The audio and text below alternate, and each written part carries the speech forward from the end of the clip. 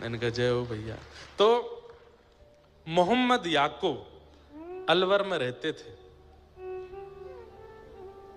उनका चरित्र है पूरा। पिताजी एक हॉस्पिटल के हेड बन गए थे अजमेर में, तो पिताजी ज्यादातर अजमेर रहते थे, कभी कभी अलवर आते थे। इनकी माताजी जो थी वो भी मुस्लिम थी, लेकिन जैसे बच्चों को कईयों को नॉवल पढ़ने का शौक होता है, किताब पढ़ने का शौक होता है, इनकी माँ ने भी बचपन में कई किताबें पढ़ी और पढ़ते पढ़ते उनके हाथ रामचरितमानस पढ़ गए। और उन्होंने जब मानस जी को पढ़ा, तुलसीदास जी के कृत मानस जी को, तो इतना मन लगा, उसको पढ़ती रही। इनके पिता ने, माँ ने, सबने डांटा, तेरा ब्याह होने वाला, ये छोड़ दे। ये छुपा करके मानस जी अपने घर ले आई और अपने पति से छिपके पढ़ती थी। लेकिन जब पति की नौकरी लग गई अजमेर में, तो ये बड़ी खुश, पूरे दिन मानस जी पढ़ती थी। तब इनको किसी ने कह दिया कि तुमने मानस जी पढ़ ली, अब एक बार वाल्मीकि रामायण भी पढ़ो। अब वाल्मीकि रामायण संस्कृत में है, उसकी हिंदी टीका तो है नहीं, उस समय नहीं थी। तब मोहम्मद याकूब ये डॉक्टरी की पढ़ाई कर रहे थे अलवर में। तब इन्होंने अपने पुत्र से एक दिन कहा, बोले तुम पढ़ने में इतने अच्छे हो, जो चाहते हो वो पढ़ लेते हो, अपनी माँ की एक इच्छा पूरी करोगे? बोले कहिए ना माँ, मैं क्या करूं? तो बोले कि है तो विपरीत बात, पिता को पता चले तो हो सकता है कि मारपीट तक उतर आवे, और समाज को पता चले तो बहुत बड़ा बहिष्कार, मृत्यु दंड तक मिल सकता है। लेकिन मेरी एक इच्छा है, मेरा मन इतना राम में लग चुका है, मैं इतना ज्यादा उनमें खो चुकी हूं, चलते फिरते मुझे राम दिखते हैं। तो इनके पुत्र बोले, माँ कैसी बात करती हो, ये तो हिंदुओं के भगवान है। बोले हाँ, मैं छुप छुप के मानस पढ़ती हूँ, मेरा बहुत मन है कि मेरे प्राण निकले एक बार, उससे पहले मैं वाल्मीकि रामायण पढ़ूं, परंतु वो संस्कृत में है, मैं पढ़ नहीं पाऊंगी, समझ नहीं पाऊंगी, मैं क्या करूं मां? बोले तुम पढ़ने में बहुत अच्छे हो, तुम जल्दी जल्दी याद कर लेते हो, तुम संस्कृत पढ़ लो, और संस्कृत की विद्या अध्ययन करके, संस्कृत सीख करके तुम मुझे वाल्मीकि रामायण रात में छुप करके कमरे में बैठ के सुनाओ, जब जब पिता नहीं रहेंगे तो मैं वाल्मीकि रामायण सुनूं, मेरी एक अंतिम इच्छा है। तो मोहम्मद याकूब बोले, मां मुझे पढ़ाएगा कौन संस्कृत? पूरे नगर के ब्राह्मणों के पास गए, सबने कहा तुम मांस मदिरा का सेवन करने वाले हो, मुस्लिम हो, तुमको हम संस्कृत नहीं पढ़ाएंगे। तो मां ने कहा, बेटा मेरे लिए इतना नहीं करेगा? बोले क्या? तू छोड़ दे मांस मदिरा, नहीं खाया कर। बोले मां हमारा एक त्योहार है, उसमें तो खाना ही पड़ता है। बोले कि दिखाना सबको, पर खाना नहीं। और इतना विश्वास किसी ब्राह्मण को दिला दे कि तू नहीं खाएगा, शायद वो तुझे पढ़ा दे। कल जो मैंने एक पद गाया था ना गोस्वामी तुलसीदास जी का, वो यहां सिद्ध होता है कि मोहम्मद याकूब की मां को राम जी मीठे लग गए हैं, जो मोहे राम लागते मीठे, इतने मीठे लग गए कि अपने पुत्र को पूरे विपरीत क्रिया करवा दी, अपने धर्म से विपरीत।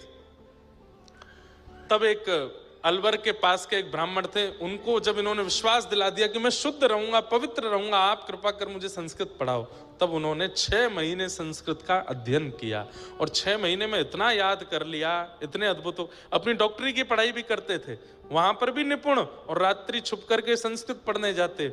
संस्कृत जब पूर्ण रूपेण आ गई, तब वाल्मीकि रामायण लेके आए और अपनी माँ को सुनाते, श्लोक कहते, फिर उसका अर्थ सुनाते, फिर श्लोक कहते, अर्थ सुनाते।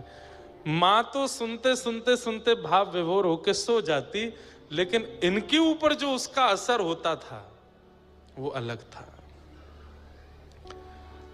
ये तो बस उसी चित्त में रहते, उसी भाव में रहते, हनुमान जी की झांकी, राम जी की झांकी, लक्ष्मण आदि इन सब के भाव में बने रहते।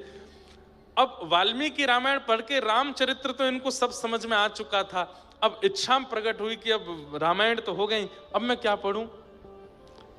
तब एक दिन उन्होंने उन्हीं गुरुजी के पास जाके बोले, गुरुजी अब मैंने रामायण तो पढ़ लिया, अब क्या पढ़ूं? बोले अच्छा श्रीमद् भागवत पढ़ो। और जैसे ही श्रीमद् भागवत प्रदान की, प्रथम द्वितीय तृतीय चतुर्थ पंचम षष्ठम सप्तम अष्टम नवम, और जैसे ही 10वें स्कंद में पहुंचे और गोपी गीत का पाठ किया है, गोपी गीत का पाठ करते ही मेरो मन गिरधर छवि पे अटक्यो, सजल श्याम घन वरण लीन है, फिर चित अनंत न भटक्यो, मेरो मन गिरधर छवि पे अटक्यो। अब तो अलवर में दिखने वाली पहाड़ियां इनको गिरिराज जी दिखने लगे, अलवर में दिखने वाले सरोवर राधा कुंड कृष्ण कुंड लगने लगे, बहनी वाली नदियां यमुना जी लगने लगी, और दिखने वाला हर श्याम वर्ण का व्यक्ति कृष्ण लगने लगा।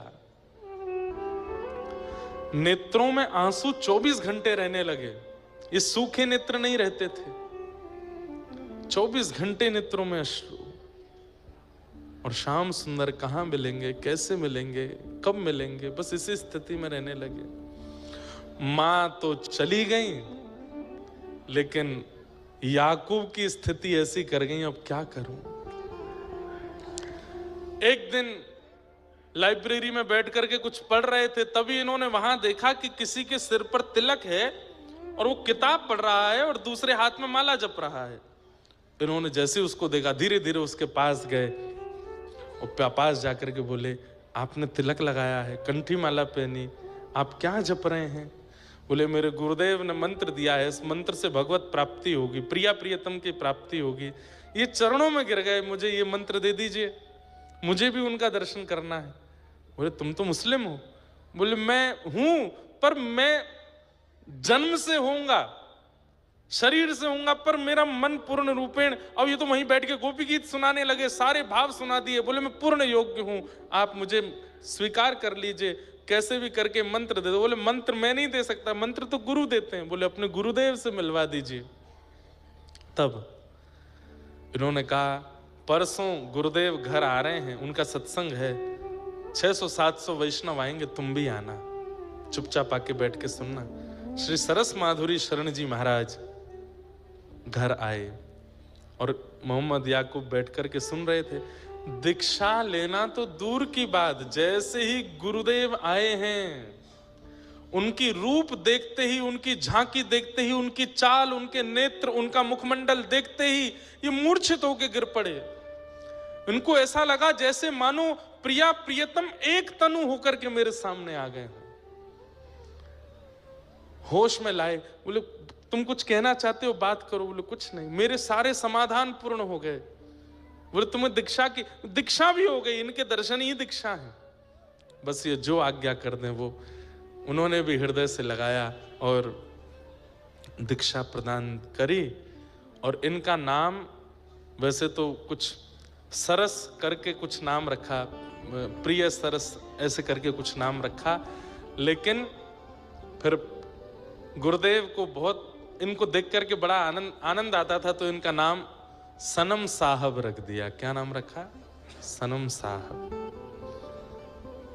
और सनम साहब जी ने फिर ऐसे ऐसे पद गाए हैं, ऐसे ऐसे भाव गाए हैं श्री प्रिया प्रियतम के मिलन के। अनुपम माधुरी जोड़ी हमारे श्याम श्यामा के, ये सब भाव उसी परंपरा के हैं। तो मुक्ति मतलब मृत्यु के बाद भगवत दर्शन, और भक्ति मतलब जीते जी ठाकुर जी का अनुभव। चाहे आप किसी जाति में हो, बिरादरी में हो, परंपरा में हो, कैसे नहीं हो, इससे कोई फर्क नहीं पड़ता। भक्ति जीवन में आ जाती है तो जीते जी ठाकुर जी का अनुभव होने लगता है। ठाकुर जी अनुभूति ही कराते हैं, ये बात लिख लीजिएगा, अनुभव ही होता है उनका। जैसे उस दिन नंदू भैया को यहाँ पर कोई डाल